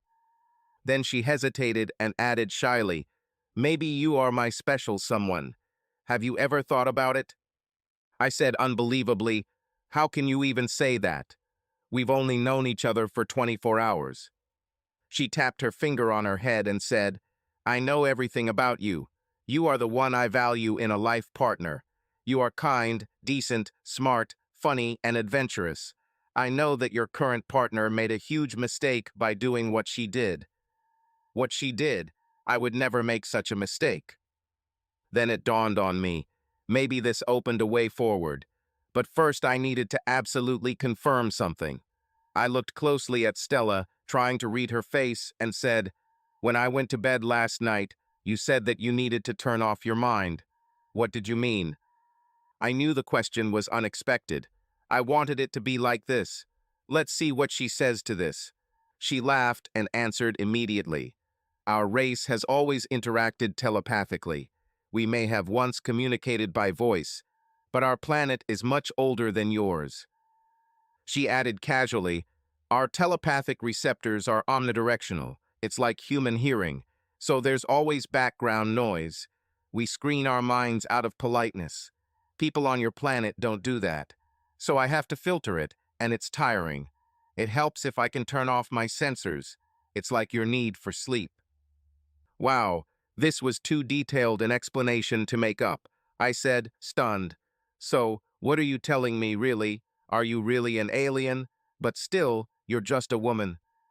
It was like saying the SR-71 Blackbird is just a plane. But I was still trying to wrap my head around the idea that the gorgeous beauty sitting across from me was real. She gave me a gentle smile and said, "Of course I am. Countless humanoid civilizations inhabit the universe. We are all biologically similar. As I said, this is the most effective configuration." I added, still stunned, "Seriously, there's a portal to a million other worlds in white sands, and you're really a refugee from another planet." She said conversationally, as if we were discussing bus stops. "Well, now there's another portal in the Jurassic Mountains. It's near a place called CERN. They built it when your race started experimenting with subatomic particles. I think it's called the Big One. Hadron Collider. This is another great achievement." Wow. First I found my wife making love to another man. Now I'm talking to a real alien, and it wasn't an ugly little creature with Einstein's eyes. Human. Spielberg was very wrong. Stella smiled brightly and said, "You believe me now," I said, sounding a little dazed. "I believe you." She said joyfully, "So, can I be your companion? I'm even ready to go through the commitment ceremony. This would bind us for life." I said, still a little hesitant, "Let's take this step by step. We're not using a killer device to ensure we stay together." She looked puzzled, as if she didn't understand how we could do this differently. I smiled lovingly, and for the first time I felt loving instead of annoyed. She truly was a sweet, modest, and simple woman. I felt that underneath all this alien weirdness, there was an extremely pure soul. I said softly, "We need to learn to be bound, and I am still legally bound to another woman. This must be officially broken before we can be bound to each other." Well, if I was going to connect with this beautiful little alien, I might as well start speaking her language. The jump was sudden, but you know how it goes. I felt a natural attraction to Stella almost from the moment I discovered her in the desert. She was the embodiment of femininity in the physical sense, as beautiful as a movie star. But her friendly and joyful character attracted me. There was not a drop of anger or deceit in her. She said enthusiastically, "Now can we have sex?" It felt like a proposal from all the hot girls who had ever populated my most special teenage dreams. But of course, there was a catch. I laughed and said, "In our society, there are rules. We call them morals. These rules guide the process of commitment. They are really just common sense things you do to avoid hurting other people. But they are an integral part of human life.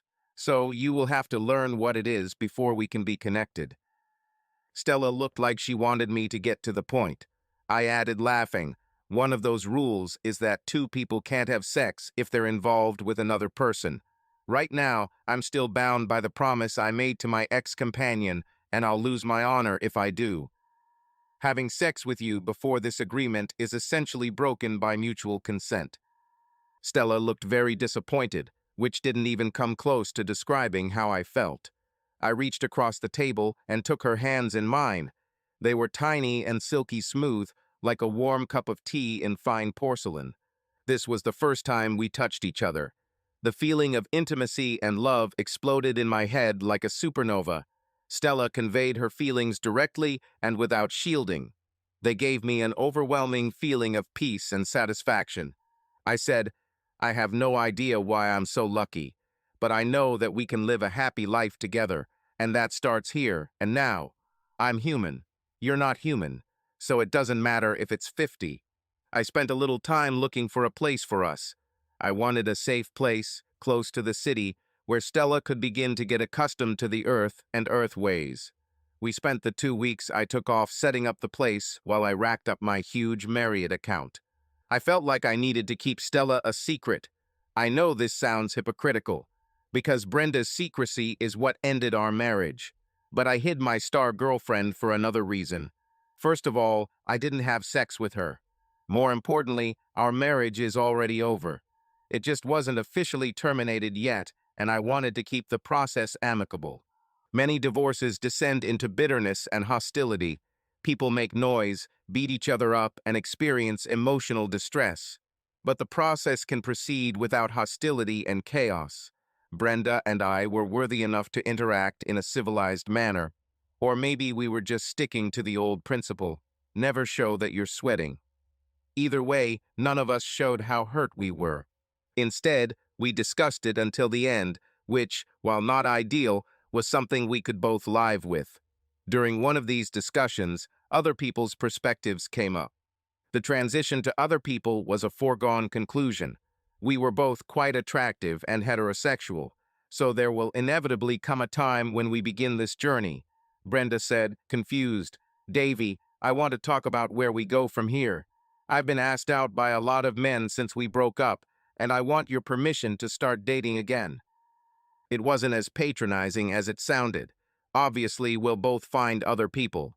Brenda was wonderful, and of course, I had already found my one. So I was actually glad and relieved that she showed me enough respect to make the first move. I smiled my kindest smile and said, "You have been a wonderful wife, and I know you will be the same for the next lucky guy. You are a stunningly attractive woman, and it would be a crime to hide your beauty, so we both need to start the process of leaving each other." She looked at me sadly. Her expression said, "I wish we could move together, not apart." I added softly, "We both need a fresh start." I believed in it.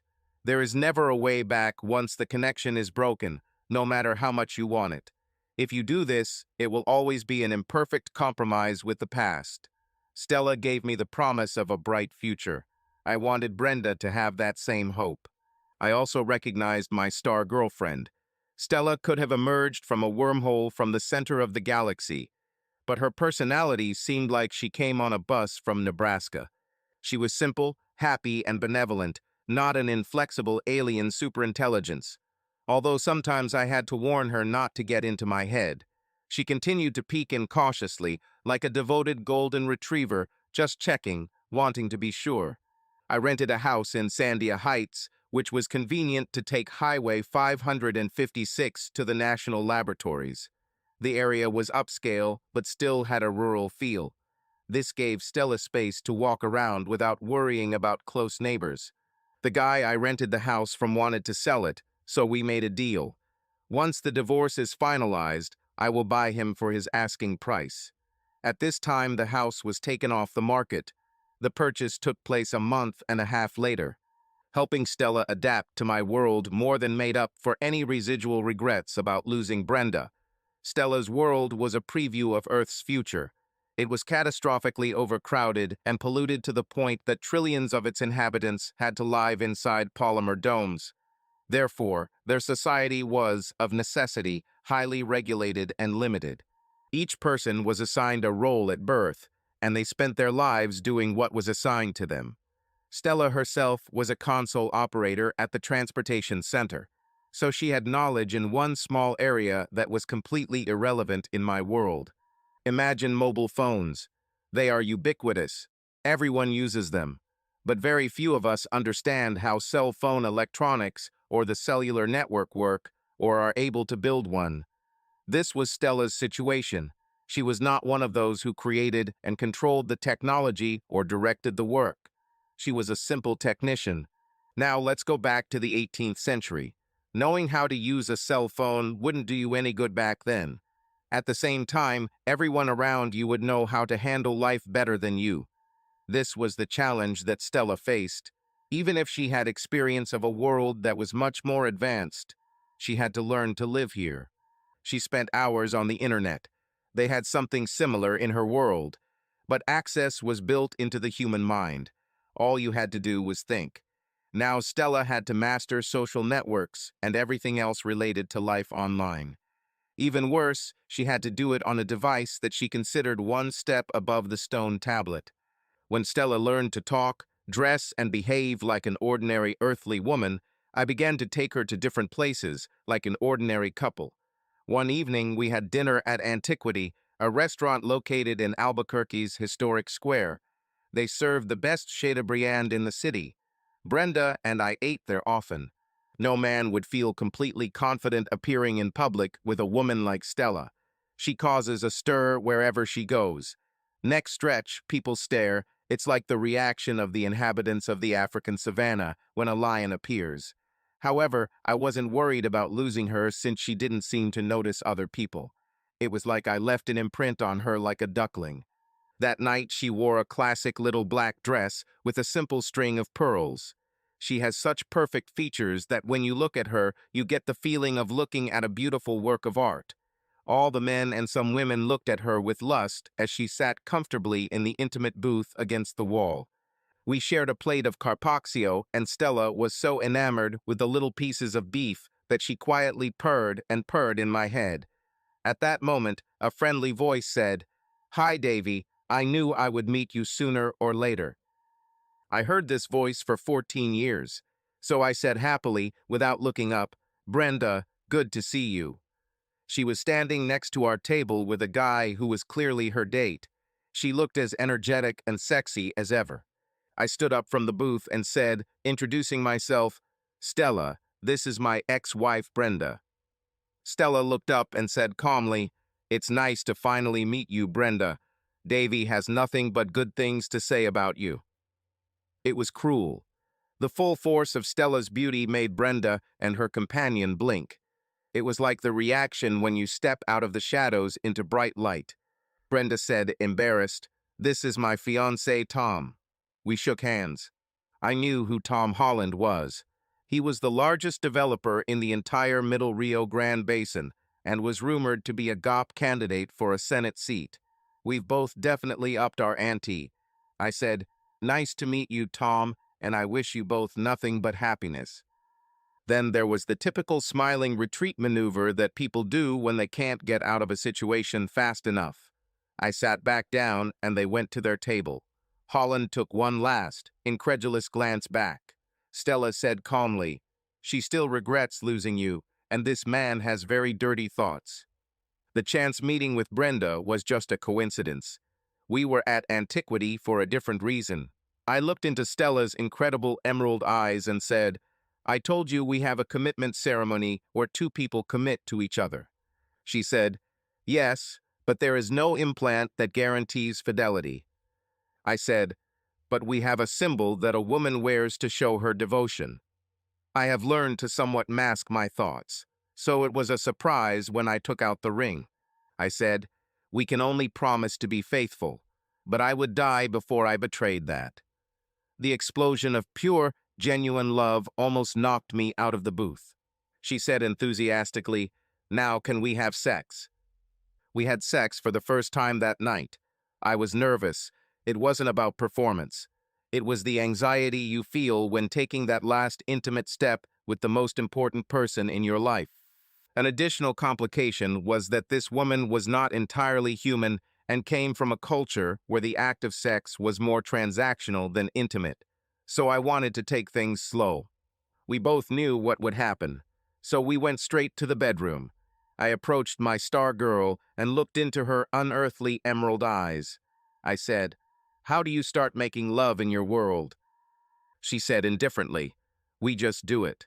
There is no ritual." She added nervously, "I've never done this with someone I feel this way about, and I'm afraid I'll do something wrong." My thoughts were exactly the same, so I said, "Come here," and kissed her. She looked at me with wide eyes, with an expression as if she had never been kissed before and had just discovered that she liked it. I said, stunned, "You've never kissed anyone." She answered as if it was a stupid question. "What does this have to do with sex?" I realized that this would be a special experience. We made love. I said to myself, "I can't believe this amazing woman is mine." She slowly opened her eyes and looked at me in surprise. She said, "Now I understand why people bond for life." Stella and I had an incredible sex life. She seemed to miss it. She said that she had never had such an experience of sex with emotional attachment. She said she didn't even realize emotions were involved. Sex in her world was like going to the gym. The whole world used the network for connections. If you wanted sex, you simply chose the profile of your closest partner. You had sex. Then they left ratings and reviews. It may have been impersonal, but it was definitely effective. Stella said that emotional attachment made intimate sensations even more intense. I told her that this is why sex in this world is called making love. This insight seemed to give her a great new social discovery. We got in touch a month after the divorce. Stella didn't want to use the term married. She said it didn't reflect her feelings for me. The binding concerned only her and me. This would be true even if Stella's relatives did not live in another branch of the galaxy. It was just who we were. Stella insisted on Invidian bondage, so her home world eventually translated into my head. I understood why she wanted to do it this way once we went through the ceremony. We decided to spend it in a special place, so we spent our wedding night in the Ray half-dome tent. We were sitting on a rocky outcrop on Shield Face, a huge cliff outside Albuquerque in the Sandia Range. The sun was setting over the purple vastness of the desert landscape. The city lights began to flicker in the growing darkness below us. Stella was delighted. Her planet may have been more advanced, but she paid for it with catastrophic overpopulation and environmental destruction. Life there was a joyless exercise. My world was a wonderful landscape of new experiences, and Stella celebrated every discovery she made. My bride wore rough camp clothes rather than a long white dress. We reached the knife-edge cliff along a path that can only be traversed by experienced hikers and climbers. Stella handled it better than most regulars. One of Stella's oddities was that she could handle any physical challenge without effort. I began to realize that, in addition to reading minds, my new wife had abilities that earthly inhabitants did not have. We dangled our feet over the edge. The July evening was soft and balmy, and Stella told me to lie down on the rock. She lay down next to me, holding my hand. The sky darkened to shades of purple and red. The moon rose, and the first stars began to appear. Stella pointed to the Pleiades and said gently, "Focus on this." I followed her finger to a familiar cluster of stars. As I did this, I felt her carefully enter my mind. She installed a tiny psychic beacon that broadcast a clear and stable signal of caring love. This formed a powerful subconscious connection between us. When she finished, she said in a benediction, "This will remain between us forever. We are now bound." And that's how we got married. It was not in the ordinary sense, but as deep, true, and permanent as any ceremony performed before a priest. Life went on like this for almost a year. It was an endless series of adventures and simple joys. I've never been happier. But of course, the gods love to play tricks on me. So I returned home from work to a beautiful fall day in the desert. The sun was shining, and the temperature was around 70. Football season has begun, and I have been wondering how the Lobos will fare in the Mountain West Conference this season. I walked in from the garage, humming a happy tune, and saw my wife. She stood in our kitchen with the most handsome man I've ever seen anywhere in movies, on TV, on the cover of GQ. He was wearing the same suit as the one Stella was wearing when I first found her. Stella looked gloomy. She said, "Davy, we need to talk." These fateful words usually foreshadow great grief, but I felt my little beacon emitting a clear, stable signal. Nothing has happened to disrupt our connection yet. However, my blood pressure shot up to heart attack levels because of the expression on Stella's face. She said resignedly, "It's Kalo. He's a gruff grower. He's come to take me back to Invidium." The idea of a bounty hunter came to mind. I bleated, "Back to where?" Although I knew exactly what she was talking about, it was just a knee-jerk reaction. Besides being handsome like a Greek god, Kalil was built like one. I wondered if there was anyone on Stella's planet who wasn't unearthly perfection. He grinned disdainfully and said as if he were talking to a pet, "We've been looking for Stella ever since she jumped through the portal.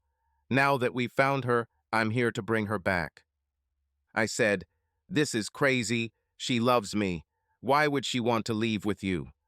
The guy just looked at me as if he couldn't believe he was arguing with such an insignificant creature. Finally, he said, "She has no right to be here. It might alert your authorities to our presence." He then made a sound of annoyance, turned and said, "I'm not here to argue with you, Earthling. Come on, Stella, the portal will only be open for a few minutes." Stella said angrily, "I told you, I'm not coming back. I have a life here with a man I owe to. Nothing you say or do will make me leave with you." Mr. UFO said scornfully, "You cannot be associated with a lower being. It is illegal. Either you come with me, or I will take you by force." With that, he grabbed one of Stella's hands and began to pull her towards the exit. Apparently, the guy had a UFO parked in our backyard. Stella tried to pull her hand away. I had to do something. I didn't stand a chance in a physical fight with the guy. But that's not my style. I said calmly, "I know you're an alien superintelligence and all that, buddy, but have you noticed that everything you've done since you came in here is recorded?" I pointed to the tiny security camera in the corner of the ceiling and said, "If you're kidnapping Stella because your Invidian masters don't want her revealing your presence, how do you think they'll react when they find out you are proving the existence of extraterrestrial life through TMZ and Fox News? I laughed, trying to sound more confident than I was, and added, "We have this thing called the internet. It's out of your league. But I can assure you that you will become a global viral sensation if you don't sit down with your flying saucer, and you won't go back to where you came from." Mr. UFO stopped and looked at the camera. He looked puzzled. Apparently, superminds are not so observant. Or maybe he underestimated us Earthlings. I knew what he was thinking. I said informatively, "You're trapped. There's nothing local to erase. You'll never find the recording. It's broadcast to a cloud account. So smile." The alien released Stella's hand and turned to me. He said, "You won't be able to report it if you're vaporized." With that, he pulled out what looked like a fountain pen. I didn't think he was going to write me a check. I wasn't afraid. I was inspired. I thought, at least I'll die protecting the woman I love. Then I knocked him out. She held an old-fashioned cast iron frying pan in both hands.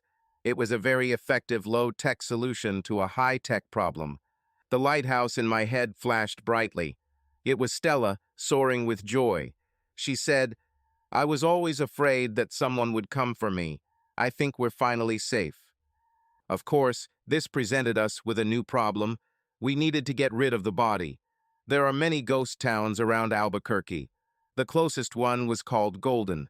Golden was the center of gold mining for the entire Albuquerque area in the 19th century, hence the name.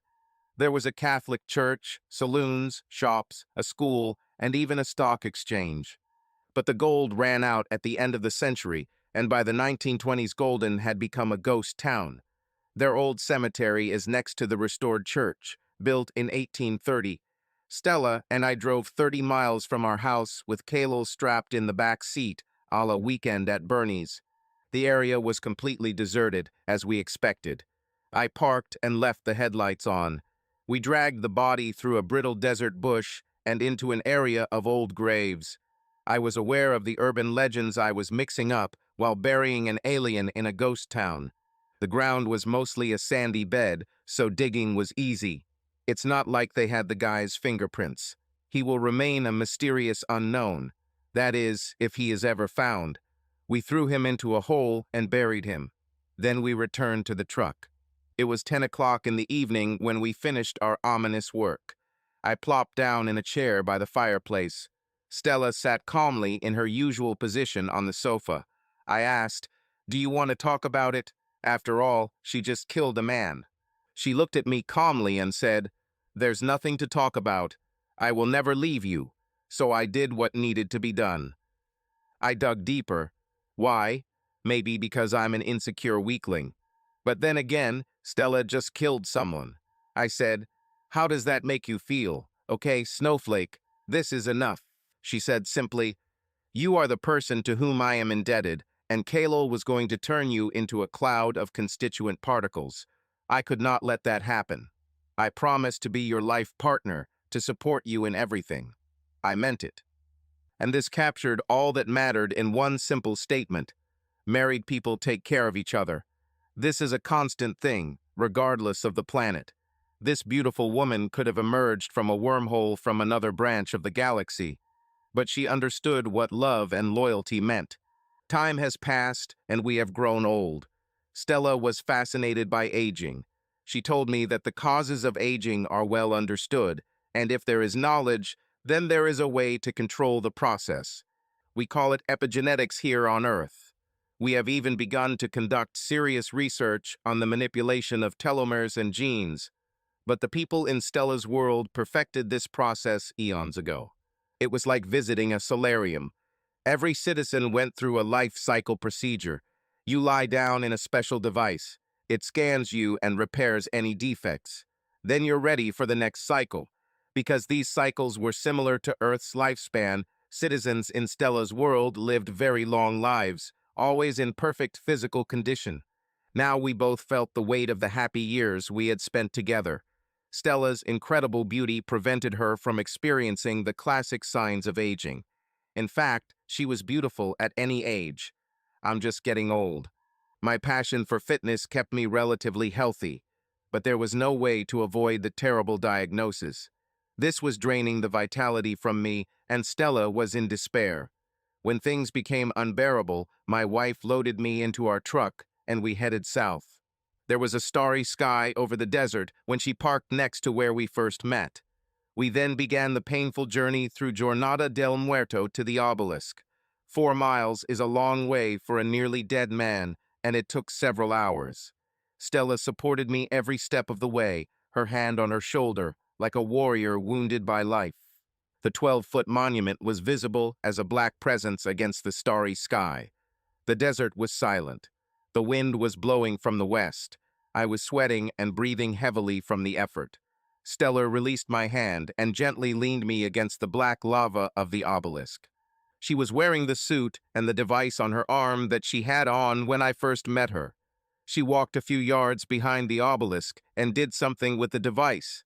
The air began to shimmer, and the stars in this part of the sky disappeared, giving way to a miniature galaxy. She came back to me, put my hand on her shoulder, and helped me get to that place. She said, "We'll make you well again, my love." It was a deep night at the Trinity site. The surroundings were as dark and lonely as a desert could be. Then a flicker appeared, which turned into a vague shape similar to a galactic wheel. The shimmer parted like a curtain, and two people walked through it. Then it disappeared. The man was fit and young. The woman was an absolutely magnificent example of femininity. They stood together for several long minutes, contemplating the night sky. Then they turned and walked, holding hands, along the path towards the distant road. She said with doubt in her voice, like a wife who had been married for a long time, "Are you sure the truck will start, honey?" He said in the patient voice of the archetypal husband, "Of course it will, my love. Just one day has passed. Now let's have breakfast. We have a whole life ahead of us." Subscribe to our channel so that your love doesn't cheat on you, and go ahead and listen to the next story, because this story is nothing compared to the next one. If you're under 18, don't even think click to the next one.